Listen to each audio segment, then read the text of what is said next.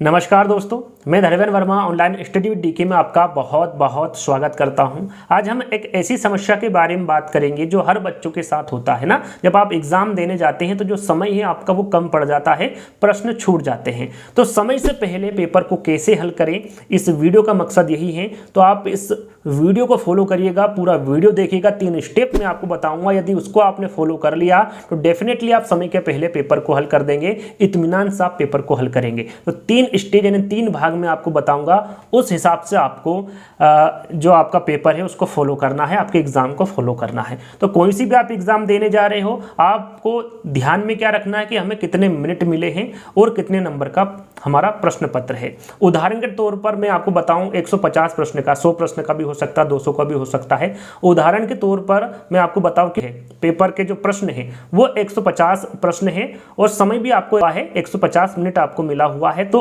उसमें आप किस प्रकार से वहां पर आपकी रणनीति बनाएंगे कि आप समय से पहले पेपर को हल कर दें। तो देखिए मैं 3 स्टेप बताऊंगा, है ना। आपको जो समय है उसको 3 भागों में बांट लेना है और रेशियो जो होगा आपका होगा 3-5-2 का। रेशियो तो सभी को निकालना आता होगा, है ना। इनको जोड़ दीजिएगा और जो मिनट है उसमें भाग दे दीजिएगा, आपका रेशियो निकल जाएगा, है ना। नहीं आता है तो कमेंट से के माध्यम से बता दीजिएगा, मैं बता दूंगा। तो 3-5-2 का आपको रेशियो बनाना है। यदि हम रेशियो 3-5-2 का बनाएंगे 150 मिनट का, तो जो रेशियो निकल के आएगा, पहला जो भाग रहेगा वो आपका 45 मिनट का रहेगा, दूसरा जो भाग रहेगा वो आपका 75 मिनट का रहेगा और तीसरा जो भाग रहेगा वो आपका 30 मिनट का रहेगा। इस प्रकार से आप रेशियो निकाल सकते हैं ना।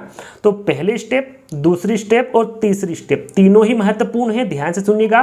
पहली जो स्टेप है यानी कि पहले जो 45 मिनट है वो आपके लिए काफी महत्वपूर्ण है। उसमें आपको क्या करना है, बहुत जो बच्चे होते हैं यानी कि अधिकतर सभी जो बच्चे होते हैं वो सीरियल से हल करना चाहते हैं, यानी कि 1 2 3 4, पहला प्रश्न, दूसरा प्रश्न, तीसरा प्रश्न। तो ऐसे हमें हल नहीं करना है। जो एग्जाम लेते हैं वो पहले टफ प्रश्न देते हैं। कुछ प्रश्न ऐसे होते हैं जिनके आंसर आपको नहीं आते, तो वहां पर क्या होता है, आपका जो कॉन्फिडेंस है वो लो होता है। वहां पर जो प्रश्न आपको आते हैं वो भी आप हल नहीं कर पाते हैं। तो आपको यहाँ पर सीरियल से नहीं चलना है। आपका जो समय है 45 मिनट का जो मैं आपको दे रहा हूँ, फर्स्ट स्टेज है, उसमें आपको उन प्रश्नों को हल करना है जो आपको आते हो। आते किस प्रकार से है कि जैसे ही प्रश्न पढ़ा और 4 विकल्प पढ़े, टिक कर दिया कि भाई ये आंसर सही है। सिर्फ उन्हीं को हमें हल करना जहां पर समय लग रहा है। जिन प्रश्नों को बिल्कुल उसे छोड़ दीजिए। प्रश्न आपको वही हल करना है जो आपको देखते ही पढ़ते ही आ गया, है ना, उस पे आपको टिक करना है। तो इन 45 मिनट में आपको वही काम करना है जो आपको प्रश्न आते हो। आई होप 45 मिनट काफी होते हैं, है ना।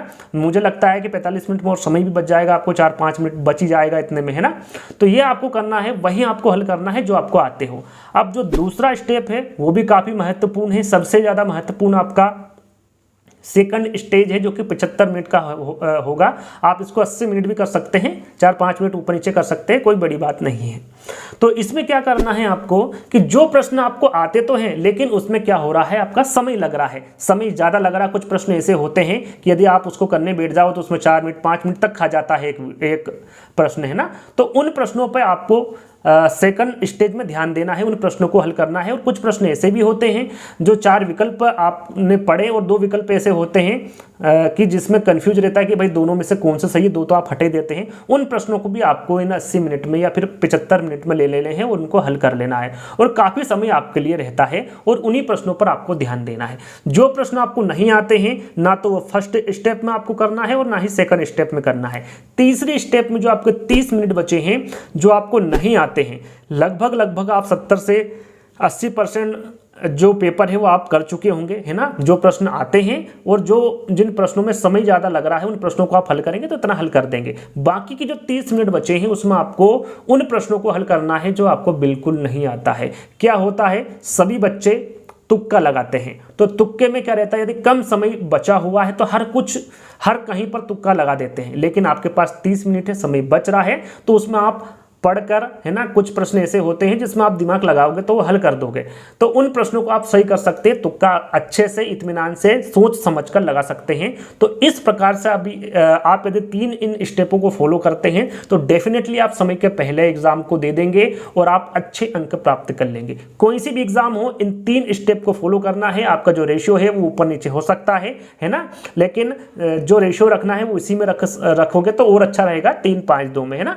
इस प्रकार से आप आप आपकी एग्ज़ाम दोगे तो ना तो आपके दिमाग पर जोर पड़ेगा, आप आसानी से अच्छे से पेपर दे सकते हैं। क्या होता है यदि शुरू में हमें प्रश्न आते हैं, है ना, तो आप फ्री माइंड होकर पेपर देते हैं कि भाई मेरे को बहुत कुछ आ गया, मैंने बहुत कुछ कर दिया है, मैं आगे भी कर सकता हूँ। लेकिन यदि शुरू में ही प्रश्न ऐसे डाल दिए गए हैं जो आपको नहीं आते हैं, तो उससे क्या होता है, थोड़ा हमारा जो मोरल है वो डाउन होता है ना। तो ये आपको नहीं करना है, आपको जो आता है उसे ही आपको शुरू में करना है। तो ये 3 स्टेप है, इसको फॉलो कर लीजिएगा, आप डेफिनेटली अच्छे अंक प्राप्त करेंगे, है ना। तुक्का कैसे लगा, यदि इस पर वीडियो चाहिए तो कमेंट से के माध्यम से बता सकते हैं। इस पर भी एक वीडियो में जल्द ही लेकर आऊंगा।